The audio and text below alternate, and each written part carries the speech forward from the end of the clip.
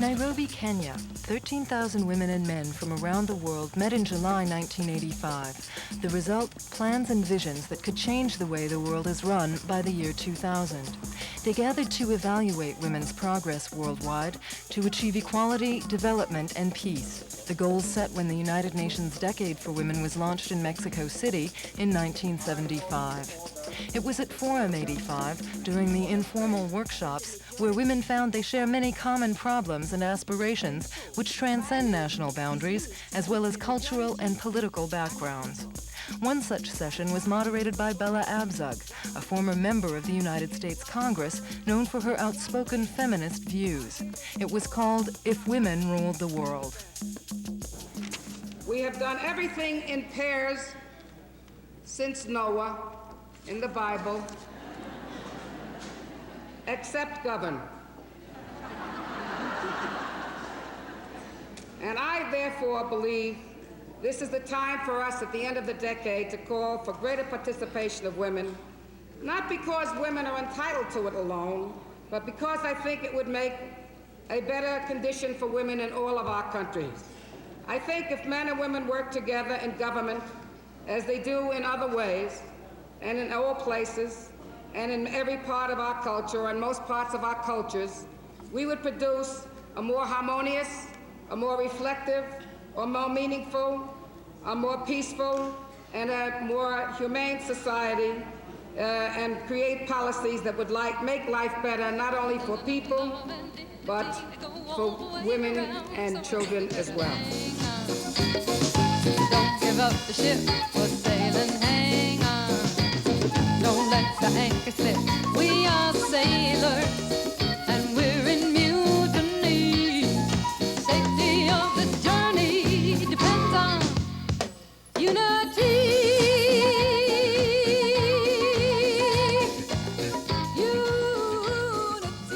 If women ruled the world, would it be any different? Are there women's values which would transform world government and present a new approach to world problems? If women of the world, if women ruled the world and approached the problems of the world in the way that they approach the issues that concern them every day, simply with cool heads, the world would be a different place. If women were ruling the world, a woman would do it in a far more natural way, I would say. Because in the world we are suffering from a lack of equality, lack of justice, lack of equal distribution of resources, etc. And this causes a lot of problems. And I'm sure that if women were in the positions of decision-making, they would be much better, because look at a family who has several children. Whatever she has is being shared out equally, and I would say if the woman were ruling the world, she would certainly use this maternal instinct in order to rule the world and to give to everybody his or her dues. The concept that women would bring a balance in modes of thinking to world government was expanded upon by a Swedish member of parliament. Would it be different? Yes, it would be different. It would be different because women are bringing into the decision-making not only the left side of the brain, where analysis and mathematics comes, but they also bring into the right side of the brain, where emotions, fantasy, and creativity are. And that is needed. What the world needs today is fantasy, creativity, emotions. The forum's informal workshops were an example of the way women would approach ruling, according to a Brazilian member of parliament.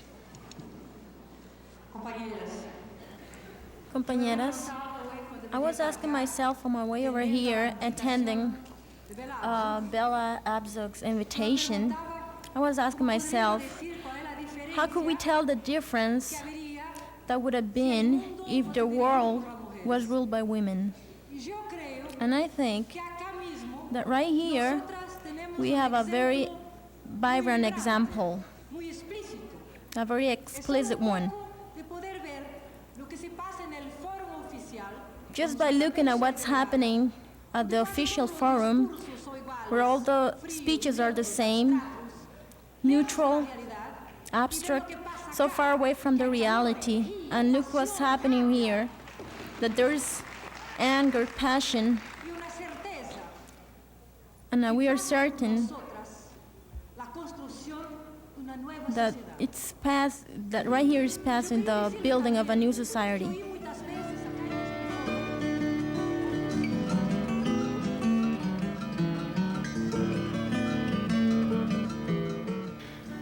The question of changing female roles and stereotypes was seen as key to making women's influence felt in leadership. Margaret Papandreou of Greece urged pursuit of these changes. We would continue to strike out in every way possible against the stereotyped notions of male and female occupations, both on the job and in the home. Women are disadvantaged in employment, and the ratio of women's to men's hourly wages is dramatically bad in most all countries of the 10, somewhere around 60% of men's earnings. Tamar Eshel of Israel saw the need to break these patterns at every level. Constantly on both ends. If we don't change family roles, if we don't abolish stereotypes, if we don't change the employment pattern and pay patterns, if we don't see women at all levels, all segments, not women activities and men activities, then we are assured of a better world. And we must work together, men and women. A call for societies throughout the world to rethink family roles and address deep-seated traditions was made by the representative from Puerto Rico. We have already developed the position of women in a good way, but I think there's still a long way to go, which is full of thorns and stones, and we must ready to fight against traditional machismo in our countries. We must try to convince our men that they must liberate themselves from the anti-feminist attitudes, that we are just as well human beings as they are. The need was emphasized for women to create new feminine role models, seek men's participation in child raising, and bring about shared social, economic, political, and family responsibilities. We cannot change our biology, nor do we want to. But we can fight for those procedures and conditions which will make our bearing of children not an obstacle to equal opportunities, equal rights, equal rewards, equal responsibilities. That means demanding the right to control our bodies, to determine when and how many children we want,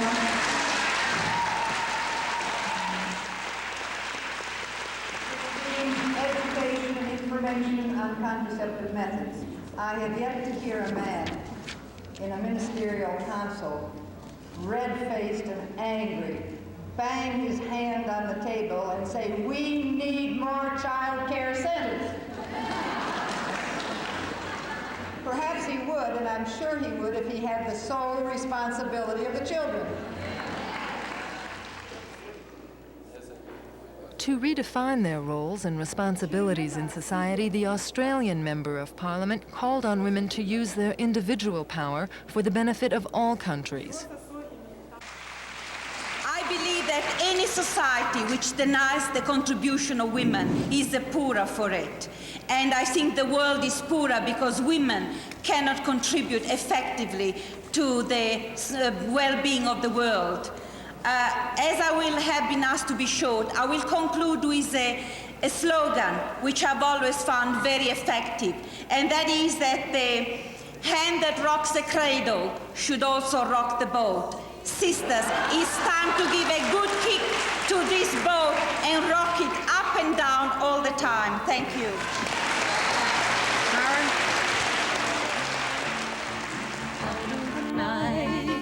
Appeared a lady leading a distant pilgrim band. First mate, she yelled, pointing her hand, "Make room aboard for this young woman," singing, "Come on up." a lifeline. Come on up to this train of mine. Come on up. I got a lifeline. Come on up to this train of mine. She said her name was Harriet Tubman. The United Nations reports that the education gap between boys and girls entering primary school has been closing. However, the panel's world leaders pointed out the sexist nature of many educational textbooks and recommended rewriting them to shift perceptions and definitions of women's and men's roles. We must help change the textbooks in our countries so that women are not depicted as the cooks and the men who go out to work and run the world. This is an important thing.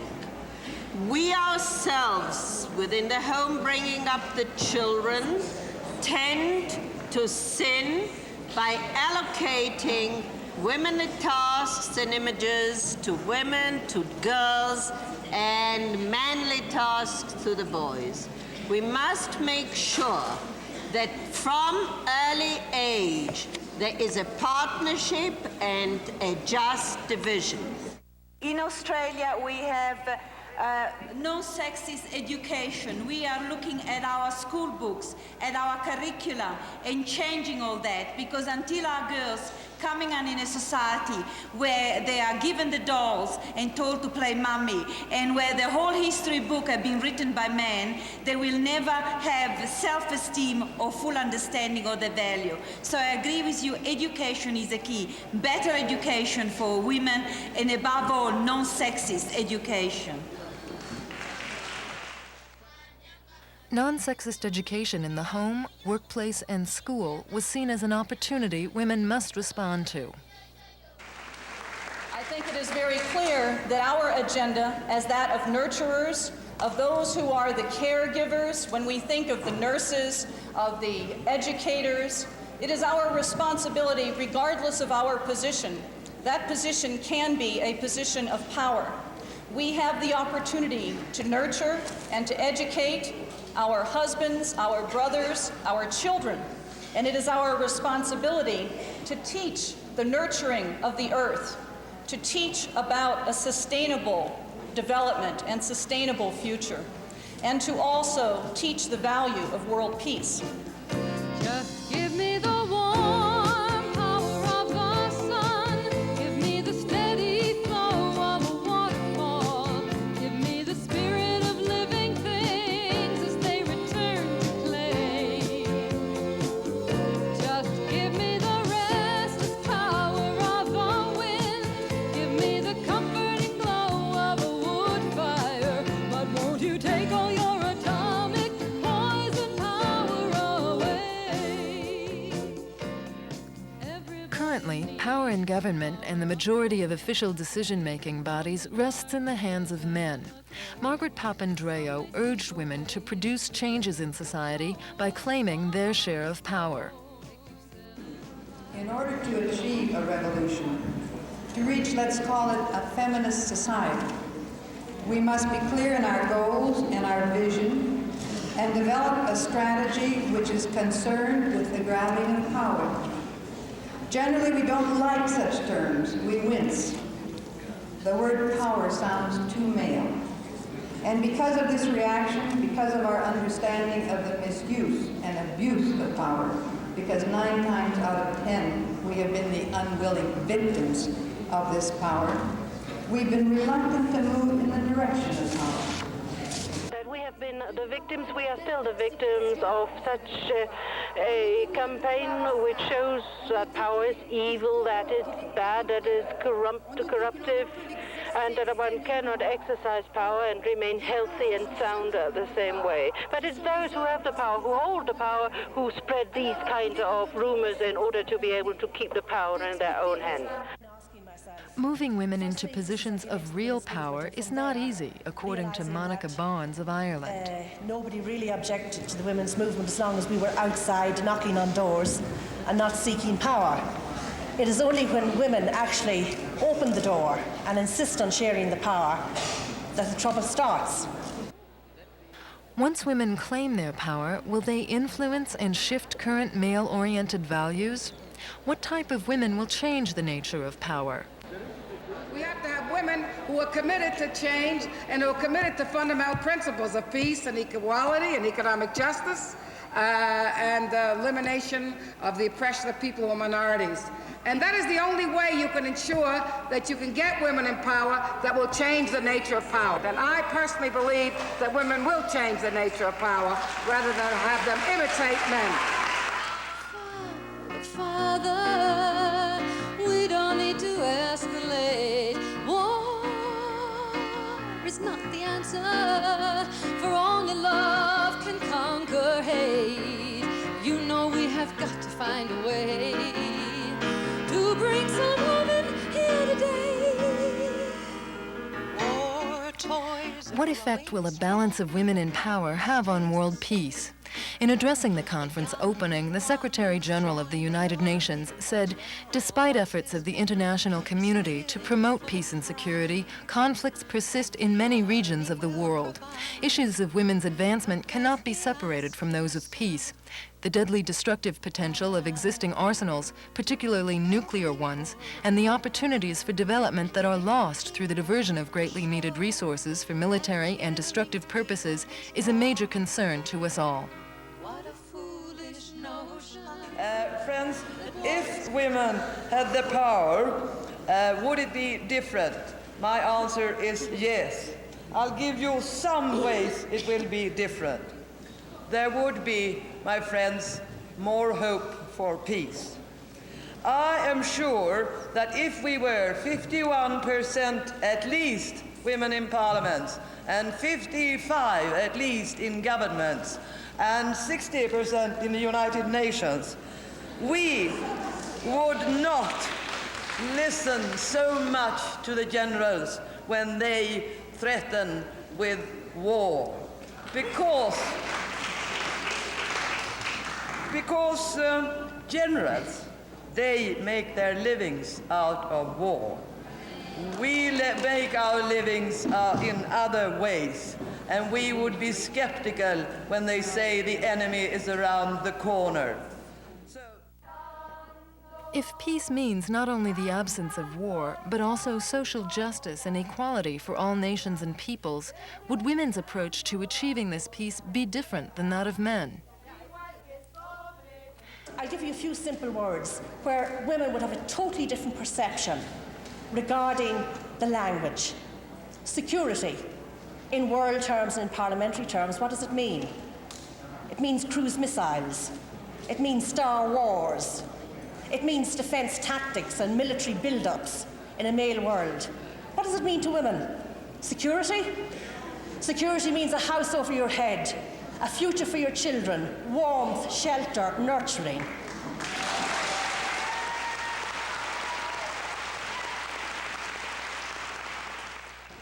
What does planning mean?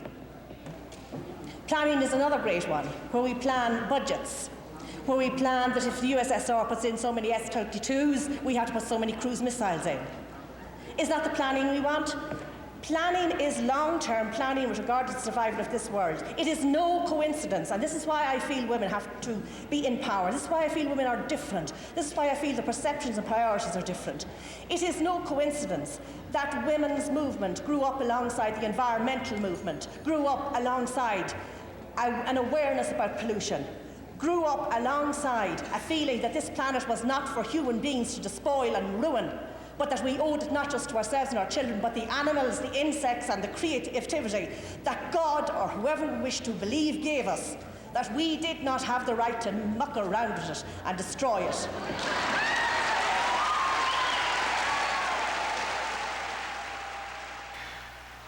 The parliamentarians applauded and encouraged women to participate in the struggle for peace and disarmament. If we do not like what we see the superpowers doing, we should not sit on our hands as other nations and think it is their battle. It is the battle of the world. We must reach across countries and across continents to show that we all share in the pursuit of peace. And I believe that the way we will achieve it is by having our various allies put pressure on the superpowers and say, look, we're here too. We want to share the decision-making and the responsibility for world peace. Can the liberation of women globally be linked to the achievement of peace? It is not due to the fact that the women in the third world have a particular personality, but I think the women everywhere in the world must be liberated. We must see to it that everywhere in the world laws are being worked out which are in favor of women. And this has been seen in cooperation with peace, because we women, we want peace, because women, we give birth to our children, and we do not want our children to die in wars. We do not want to see our sons to be torn apart by atomic and other bombs. If women come to world power, will they make peace a priority? Will women leaders advance the values necessary to achieve this goal? It will depend on the will of the women who come to leadership, whether those women truly want peace, are looking for peace, and are women directed towards the dialogue of peace. As long as we maintain a dialogue that is confrontational and not consensus building, I don't know that we will have a world that will be any different when led by women. Will women attain world peace through unity in their efforts? A Japanese delegate urged international participation. But women are united in Japan, and we'd like to push forward the struggle for world peace and disarmament. But we women have to participate in the decision-making process at the national level, at the local level, and also at the international level, so that we promote disarmament and establish lasting peace all over the world. Let's women get united and work for peace and disarmament. Shall we not? Let's work together. Thank you. We will have peace. We will because we must.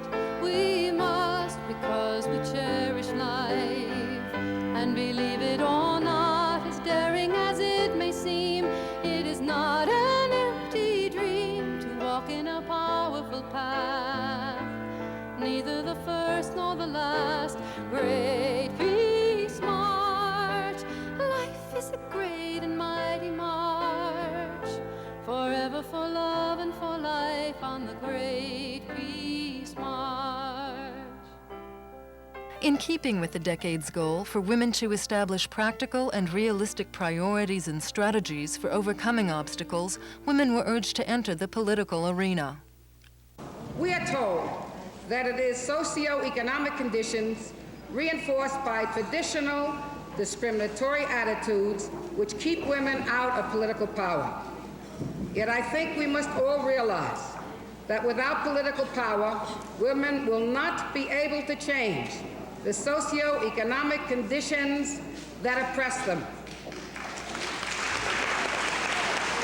We hope here today to discuss how women can break out of this oppression, political, economic, and social, and gain a share of political power commensurate with their numbers and needs. If women achieved a balance of power in the political arena, would they address the conditions that oppress them? The fact is being recognized that in many countries, women are a central element of economic life and are often the initiators of social change.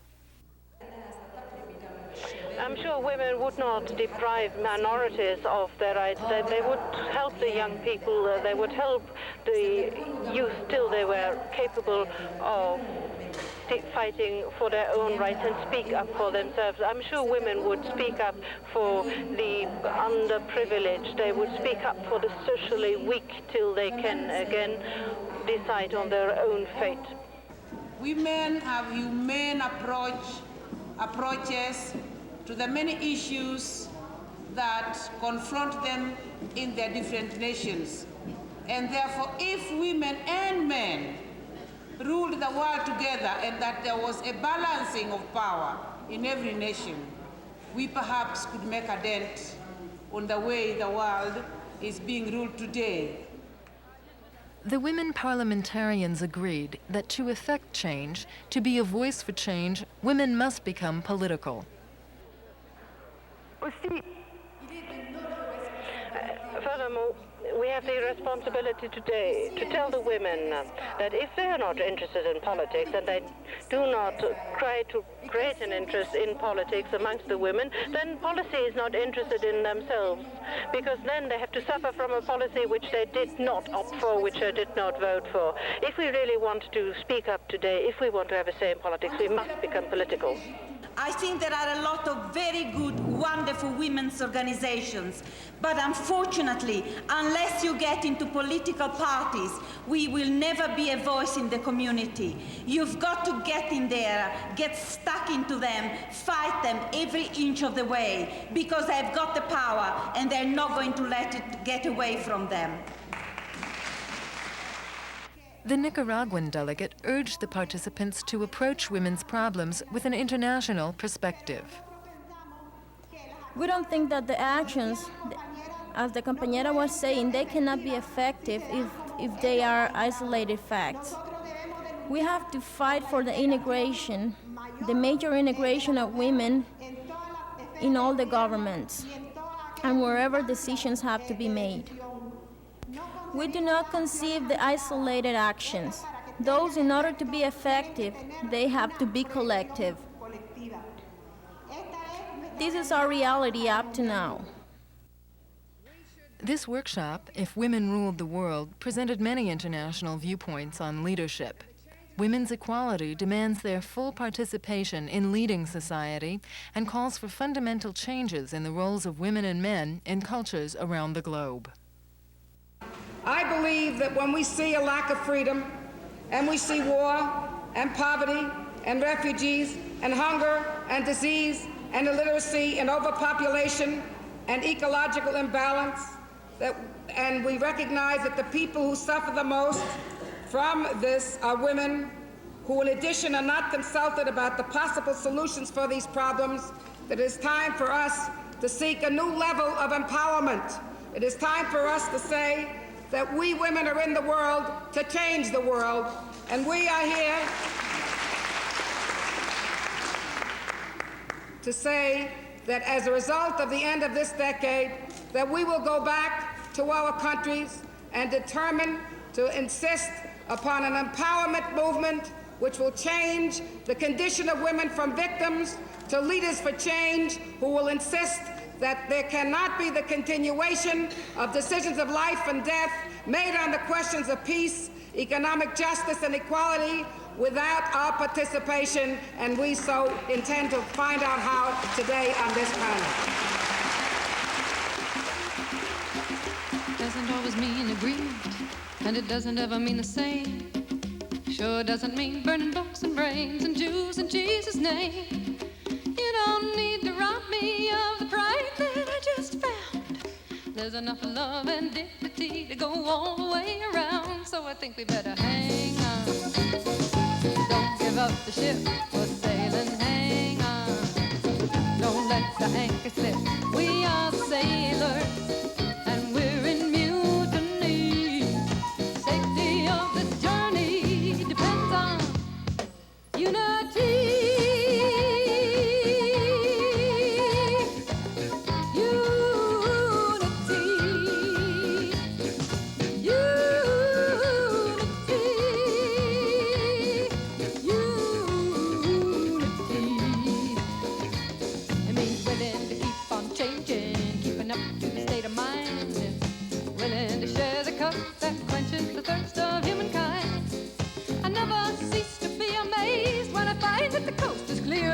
You see, I'm riding the tail of a mighty whale, and my past has brought me brilliantly to here. Hang on, don't give up the ship.